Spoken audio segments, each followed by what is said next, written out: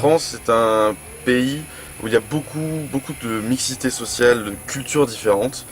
Et donc ouvrir la voie vis-à-vis des jeunes à partager des idées, partager des événements avec différents milieux socioculturels.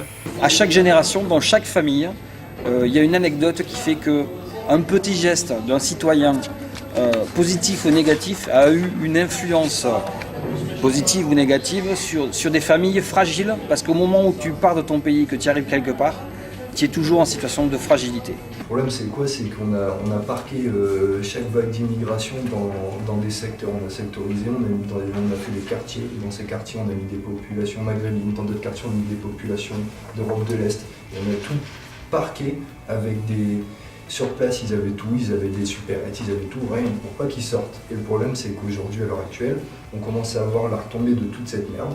Parce que du coup les gens maintenant ils se sentent plus français forcément. Comment tu veux te sentir français quand on parque dans un coin en te disant bah toi vas-y tu restes là. Et après est-ce qu'il n'y a pas tout aussi qui est mis en place aujourd'hui pour qu'on ne se rencontre pas quoi.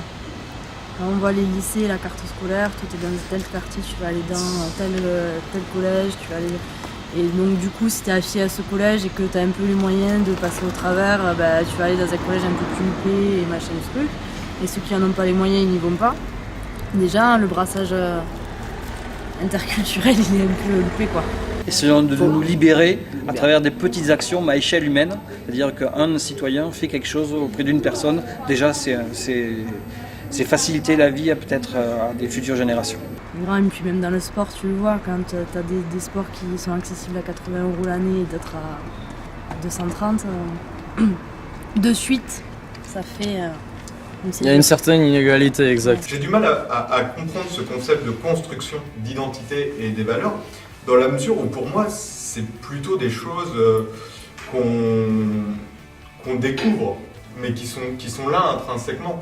Je visualise mal comment on construit une identité ou comment on construit des valeurs. Je pense que ce serait intéressant de dialoguer autour des questions d'orientation sexuelle et de transidentité.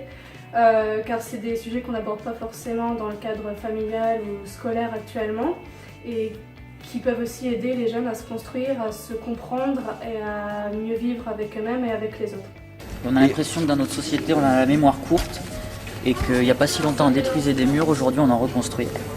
Donc c'est aussi essayer de faire un petit rappel à la mémoire à tout ce qui s'est passé. Voilà. Tant que le gouvernement français il reconnaîtra pas qu'on est issu et que être français c'est la France c'est un des plus gros bassins de migration et franchement tant que le gouvernement ne reconnaîtra pas ça, quand tu veux que les gens après ils se reconnaissent français. La France fait aussi partie de l'Europe et ce serait bien que ce partage de culture et d'idées qu'on peut avoir dans différents pays se fasse autour d'un échange qui serait aussi européen.